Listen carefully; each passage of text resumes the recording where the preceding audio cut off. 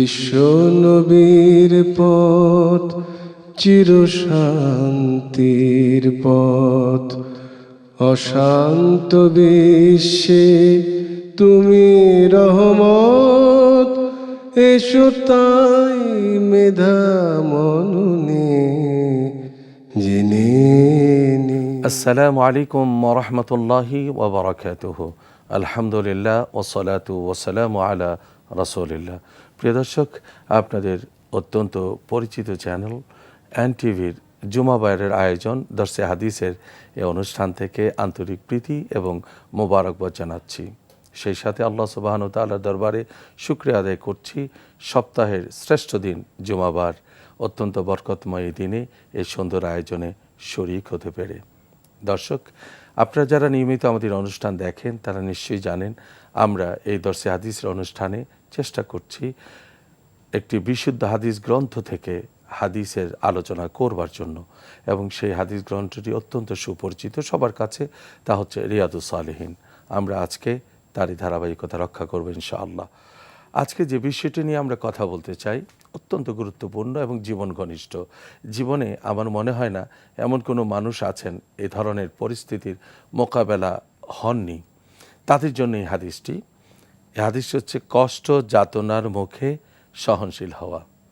সুন্দর একটি বিষয়, অত্যন্ত জীবন ঘনিষ্ঠ। তাহলে চলুন শুরুতেই আমরা এই হাদিসটি তেলাওয়াত শুনব, যে হাদিসে এই বিষয় নিয়ে কথা বলা হয়েছে।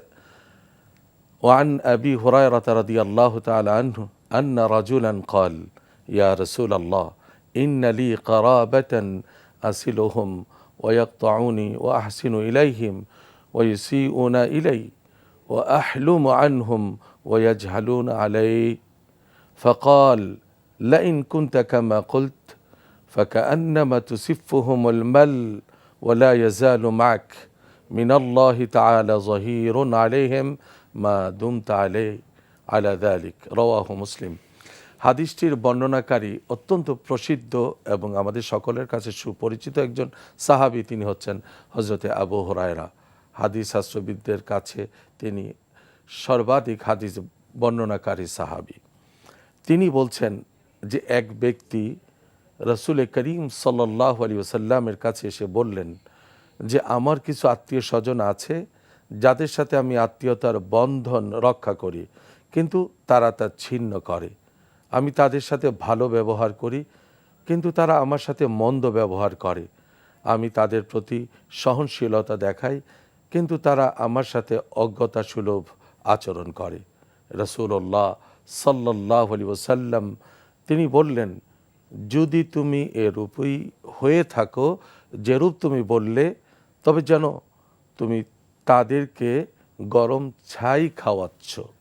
যতক্ষণ তুমি এই নীতির উপর অবিচল থাকবে, আল্লাহর পক্ষ থেকে এক সাহায্যকারী ফেরেশতা তাদের মোকাবেলায় তোমাকে সাহায্য করতে থাকবেন।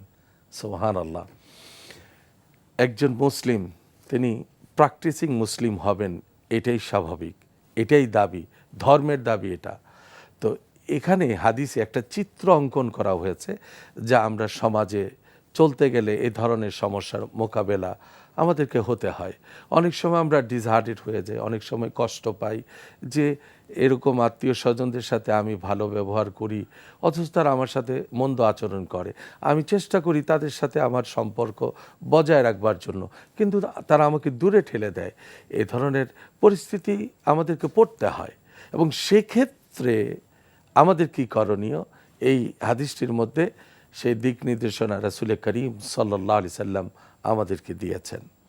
প্রিয় দর্শক, হাদিসটির মধ্যে নবীজি বলছেন, যদি তুমি যা বলছো এমনটি করে থাকো, তাহলে এটা তুমি তাদেরকে তাদের মুখে ছাই ছুটছো, এটাই এর অর্থ হচ্ছে যে তোমার ভালো ব্যবহার দিয়ে তুমি তাদের মন্দকে প্রতিহত করবার চেষ্টা করছো, এবং এর বিনিময়ে তোমাকে আল্লাহ রাব্বুল আলামিন একজন ফেরেশতার মাধ্যমে সাহায্য করবেন। সুবহানাল্লাহ, সুবহানাল্লাহ বিহামদি, সুবহানাল্লাহিল আযীম। হাদিসটির শিক্ষা কি? হাদিসটির শিক্ষা হচ্ছে যে আত্মীয়তার সাথে সম্পর্ক রক্ষা করার গুরুত্ব কতটুকুন, এবং এই আত্মীয়তার সাথে সম্পর্ক রক্ষা করার বিষয়টি পবিত্র কোরআনে এসছে। এবং আল্লাহ রাব্বুল আলামিন বলছেন ওয়াতি যাল কুরবা হাক্কা, যে তোমরা তোমাদের আত্মীয় নিকটজনদের হক আদায় করো। তার মানে কি? হক কাকে বলে? অর্থাৎ যার রাইট আছে, অধিকার আছে, অর্থাৎ আমার প্রতি আমার আত্মীয় স্বজনদের যে অধিকার আছে সে অধিকার আদায় করবার কথা আল্লাহ পবিত্র কোরআনে নির্দেশ দিয়েছেন। এবং আমরা অন্য জায়গায় জানি যারা আত্মীয়তার বন্ধন ছিন্ন করে তাদেরকে আল্লাহ জান্নাতে প্রবেশ করতে দেবেন না। এবং এও জানি যে আত্মীয়তার সম্পর্ক যারা রক্ষা করে আল্লাহ তাদেরকে পুরস্কৃত করেন। কিভাবে সেটা? যে আল্লাহ তাদের রিজিকে বরকত দান করেন এবং আল্লাহ রাব্বুল আলামিন তাদের হায়াতের মধ্যে বরকত দান করেন। পৃথিবীতে আমরা রিজিকে বরকত চাই, হায়াতের মধ্যেও তো বরকত চাই। এবং এটা কিভাবে পাওয়া সম্ভব? তা হচ্ছে আত্মীয়তার সাথে সম্পর্ক সুন্দর রেখে, আত্মীয়তার হক আদায় করে আমরা যদি নিজেকে এই নবীর সুন্নত অনুযায়ী পরিচালনা করতে পারি তাহলেই সম্ভব। আমরা প্রিয় নবী সাল্লাল্লাহু আলাইহি ওয়াসাল্লামের জিন্দেগিতেও পবিত্র জীবনে আমরা তার বাস্তব রূপায়ণ দেখে থাকি। আল্লাহ নবী সাল্লাল্লাহু আলাইহি ওয়াসাল্লাম তিনি যেই দুধ মা হালিমা রাদিয়াল্লাহু তাআলা আনহার দুধ পান করেছিলেন, তিনি একদিন আল্লাহ নবী সাল্লাল্লাহু আলাইহি ওয়াসাল্লামের দরবারে আসলেন। প্রিয় নবী সাল্লাল্লাহু আলাইহি ওয়াসাল্লাম দাঁড়িয়ে গেলেন। সাহাবীরা আশ্চর্য হলেন যে ইয়া রাসূলুল্লাহ, এই কোন মহিলা কোত্থেকে এলো আর আপনি দাঁড়িয়ে গেলেন এবং আপনার চাদর মোবারক আপনি বিছিয়ে দিলেন তাকে বসবার জন্য এবং তাকে হাদিয়া দিলেন। প্রিয় নবী সাল্লাল্লাহু আলাইহি ওয়াসাল্লাম তিনি বললেন, শোনো, উনি আমার দুধমা হালিমা। ঠিক এমনিভাবে আল্লাহ নবী সাল্লাল্লাহু আলাইহি ওয়াসাল্লামের কাছে এক সাহাবী এসে প্রশ্ন করলেন, জানতে চাইলেন যে ইয়া রাসূলুল্লাহ, আমার মা বেঁচে নেই, আমার বাবা বেঁচে নেই, কিন্তু আমি কিভাবে তাদের সাথে ভালো ব্যবহার করতে পারি?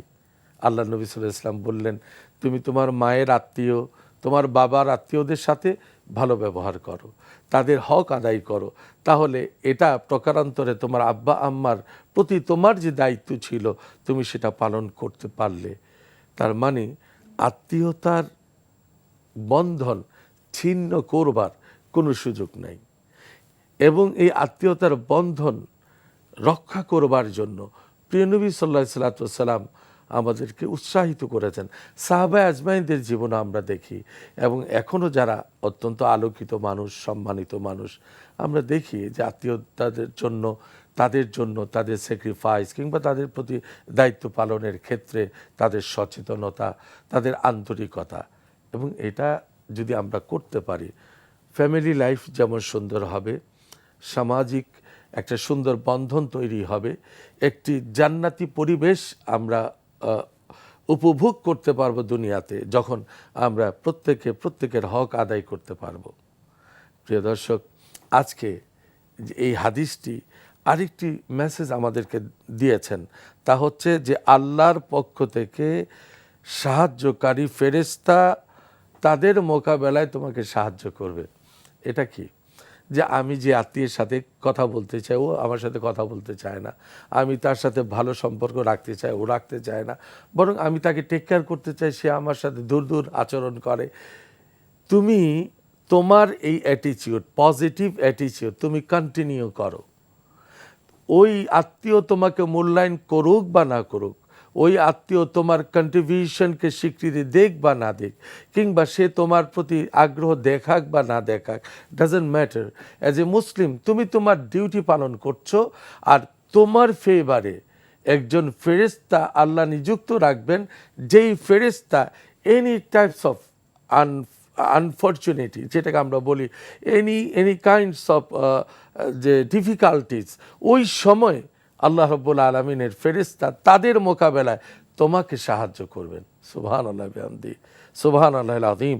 এবং সেই কারণে যেই গুণগুলো আমাদের অর্জন করা দরকার, পবিত্র কোরআনে বলছেন ওয়াল কাযিমিনাল গায়য ওয়াল আফিনা আনিন নাস ওয়াল্লাহু ইউহিব্বুল মুহসিনিন, যে যারা ক্রোধ সংবরণ করে এবং যারা লোকদের প্রতি ক্ষমাশীল হন এবং আল্লাহ ওই সমস্ত সৎকর্মশীলদেরকে ভালোবাসেন।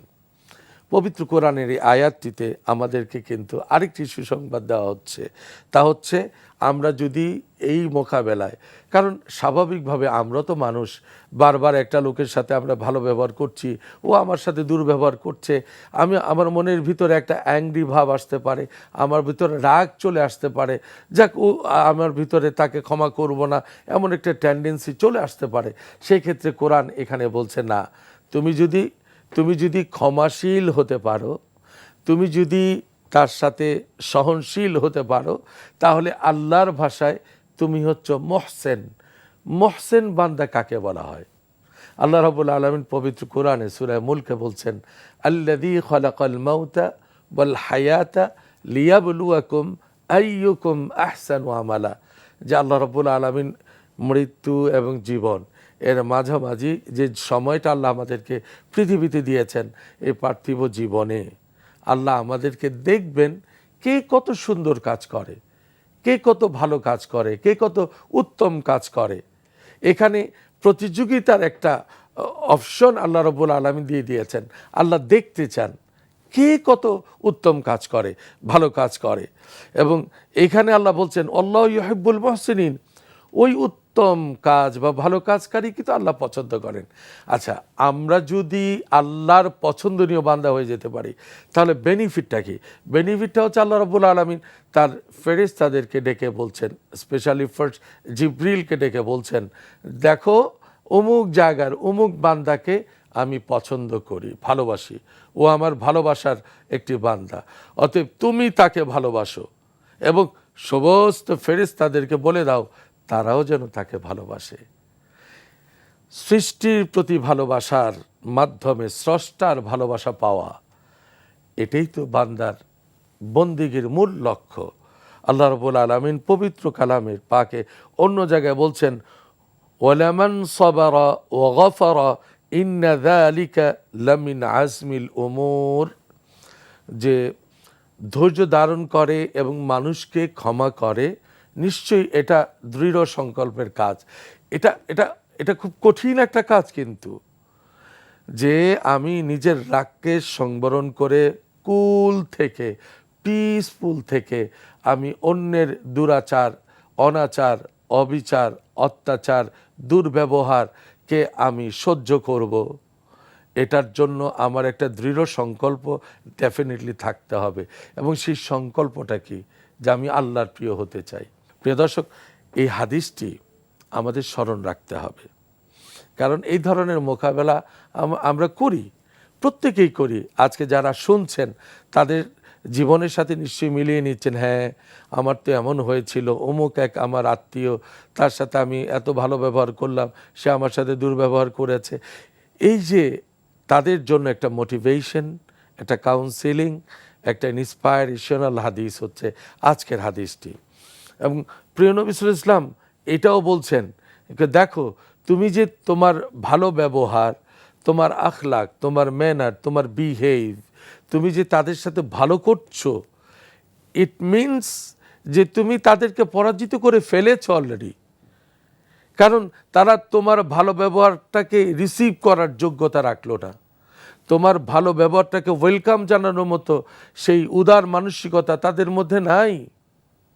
সেই জন্য আল্লাহ নবী সাল্লাল্লাহু আলাইহি ওয়াসাল্লাম অন্য আরেকটি হাদিসের মধ্যে বলছেন যে কোনো কারণে তোমাদের আত্মীয়ের মধ্যে, ভাই বোনদের মধ্যে কিংবা প্রিয়জনদের সাথে কোনো কারণে যদি এমনটি পরিবেশ তৈরি হয় যে তুমি তাকে দেখতে পাচ্ছ না, সে তোমাকে দেখতে পছন্দ করছে না, আল্লাহ নবী সাল্লাল্লাহু আলাইহি ওয়াসাল্লাম এখানে আলটিমেটাম দিয়ে দিয়েছেন যে ম্যাক্সিমাম 3 ডেজ ক্রস করা যাবে না, তার মধ্যেই সমঝোতা করতে হবে। আল্লাহ রাব্বুল আলামিন পবিত্র কালামে পাকে বলছেন, ফাসলিহু বাইনা আখাওয়াইকুম, যে তোমরা সমঝোতা করে নাও, তোমাদের ভুল বোঝাবুঝি দূর করে ফেলো। কারণ এই যে সম্পর্ক ছিন্নের এই মাঝামাঝি শয়তান দাঁড়িয়ে যায় এবং শয়তান চায় তোমরা আল্লাহর এই আইনের, হুকুমের, নবীর আদর্শের অবাধ্যতা দেখিয়ে আল্লাহর গজবে নিপতিত হও। তো শয়তান এটা চাইবে। আর আল্লাহর বান্দাদের কাজ কি হবে? আল্লাহ নবী বলছেন, এই দুই ব্যক্তির মধ্যে ওই ব্যক্তি উত্তম যে আগে তার সাথে দেখা হওয়ার সাথে সাথে তাকে সালাম দিয়ে দেয় যে ভাই আসসালামু আলাইকুম। এবং এই সালাম এটা এমন একটা পাওয়ারফুল আমল যে যদি আমি সালাম দেই, এই সালামের উত্তর দেওয়া অন্যের জন্য এটা ওয়াজিব হয়ে যায়। ওয়াইদা হুইয়িতুম বিতাহাইয়িন ওয়াইদা হুইয়িতুম, আল্লাহ রাব্বুল আলামিন বলছেন যে যখন তোমাকে কেউ অভিবাদন জানায়, তোমাকে কেউ শুভেচ্ছা জানায়, তার চেয়ে উত্তমভাবে আরো সুন্দর করে তুমি তার প্রতি উত্তর দাও। এটা কোরআনের নির্দেশ। ইসলামের সৌন্দর্যটা দেখুন। কোরআন বলছে তুমি কাউকে সালাম দিলে তার চেয়ে উত্তমভাবে তার সালামের উত্তর দাও। এটার মিনিংটা কি? ও তোমার দিকে এগিয়ে আসছে ভালোবাসা, তার সম্প্রীতি, সৌহার্দ্যের হৃদয় নিয়ে, তুমি তাকে ওয়েলকাম জানাও আরো বেটার ওয়েতে। আল্লাহ নবী সাল্লাল্লাহু আলাইহি ওয়াসাল্লাম বলছেন এটা হচ্ছে ইসলামের আদর্শ। অতএব সেক্ষেত্রে আমরা আমাদের আত্মীয়দের যে হক, এটা আল্লাহ কর্তৃক নির্ধারিত। এটা এমন নয় যে এটার কোনো অপশনস আছে, তাদের হক। এবং সেক্ষেত্রে দেখুন, ডোনেশনের ক্ষেত্রে বলেন অথবা জাকাত দেওয়ার ক্ষেত্রে বলেন, ইসলাম প্রথম বলে ফার্স্ট প্রায়োরিটি কারা? যে যারা তোমার আত্মীয়দের মধ্যে নিডি আছে, যারা অসহায় আছে, দরিদ্র আছে, কিংবা অনেকে আছে মুখ ফুটে বলে না কিন্তু অনেক কষ্ট করে, তুমি তাদেরকে চেনো, জানো, তুমি অন্য জায়গায় ডোনেশনটা না দিয়ে তুমি আজকে তাদেরকে আগে ফার্স্ট দাও এবং তাদেরকে দাও। এটাই হচ্ছে ইসলামের নির্দেশ যে তুমি তাদেরকে আগে দাও। এটা তোমার দুইটা হক আদায় হবে। এক হচ্ছে আত্মীয়তার সম্পর্ক এটা বজায় থাকবে, আরেকটা হচ্ছে তুমি ডোনেশনের সাদাকা পাবা। আর আমি যদি তাদেরকে অ্যাভয়েড করে, তাদেরকে না দিয়ে আমি অন্য কোথাও দান করি, শুধু দানের সওয়াব পাবো। আর আত্মীয়দেরকে দিলে আত্মীয়দের সম্পর্ক রক্ষা করার সওয়াব, আবার পাশাপাশি ডোনেশনের সওয়াব। তাহলে কোনটা উত্তম? আমরা নিশ্চয়ই এটাই করব। আর এই হাদিসের মধ্যে আরেকটি বিষয় আসছে যে আমি আমার ব্যবহারটাকে আমি সব সময় আত্মীয়দের সাথে বা অন্যদের সাথে ভালো রাখব। এটা হচ্ছে মূল মেসেজ। আমি অন্যের কল্যাণ কামনা করব, আমার অকল্যাণ সবাই কামনা করুক, কিন্তু আমি তার বিপরীতে তার অকল্যাণ কামনা করব না, আমি তার কল্যাণ কামনা করব। বরং আল্লাহর কাছে বলবো, আল্লাহ তুমি তাকে মাফ করে দাও, আল্লাহ তুমি তাকে হেফাজত করো, আল্লাহ তুমি তাকে রক্ষা করো, আল্লাহ তুমি তাকে সঠিক বুঝ দান করো, আল্লাহ তুমি তাকে দ্বীনের উপর কায়েম রাখো। আমি তার জন্য ভালো দোয়া করব, তার কল্যাণের জন্য দোয়া করব। ফায়দাটা হচ্ছে এই যে আসমানের ফেরেশতারা তখন আমার জন্য আল্লাহর কাছে দোয়া করতে থাকবে যে আল্লাহ তুমি তো দয়ার সাগর, মায়ার সাগর, রহমতের 99 ভাগটাই তোমার কাছে, আর 1 ভাগের সামান্য কিছু পেয়ে তোমার এই বান্দা যদি তোমার অন্য বান্দাদেরকে মাফ করে দিতে পারে, তাদের প্রতি সহনশীল হতে পারে, আল্লাহ তুমি তো দয়াময়, প্রেমময়, তুমি তো আল্লাহ মালিক। তখন ফেরেশতাদের দোয়া আল্লাহ কবুল করেন। এই জন্য সূরায়ে রহমানে আল্লাহ রাব্বুল আলামিন বলছেন, হাল জাযাউল ইহসান ইল্লাল ইহসান ফাবিআইয়ি আলাই রাব্বিকুমা তুকাযযিবান।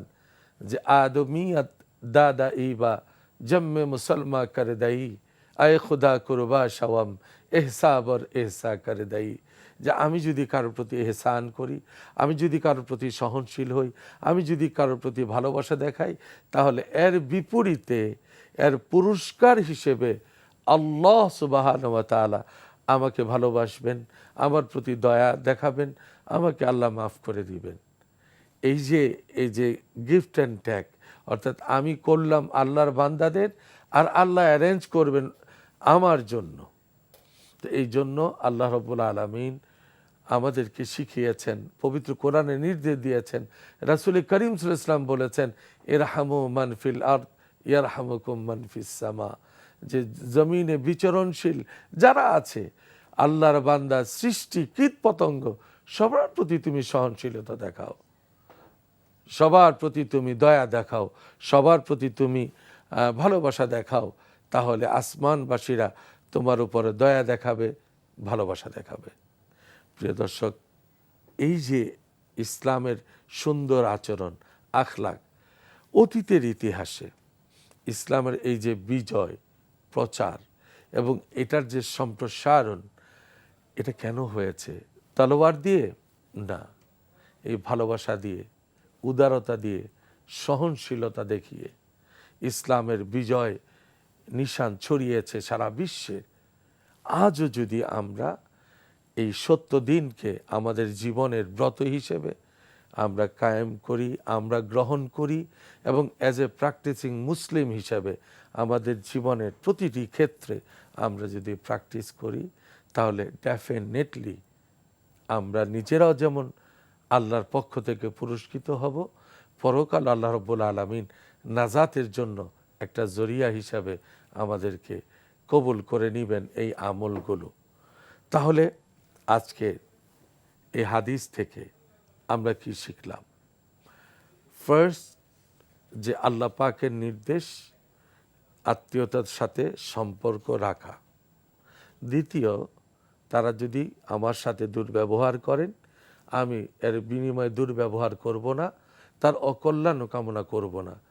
তিনি যদি আমার কোনো ক্ষতি করে ফেলেন, আমি এর বিপরীত তার কোনো ক্ষতি করব না, বরং আমি সহনশীল হয়ে আমি তাকে মাফ করে দিব। তৃতীয় হচ্ছে যে আমি আমার এই ভালো গুণটাকে আমি কন্টিনিউ রাখব, আমার এই আচরণটাকে আমি কন্টিনিউ রাখব, ফি ইবতিগাই ওয়াজহিল্লাহ, লি ইবতিগাই ওয়াজহিল্লাহ, শুধু আল্লাহকে খুশি করবার জন্য, শুধু আল্লাহর সন্তুষ্টি লাভের জন্য। তারপরে আরেকটি শিক্ষা হচ্ছে যে যখন আমার ক্রোধ আসবে, রাগ আসবে, আমি এটাকে সংবরণ করব।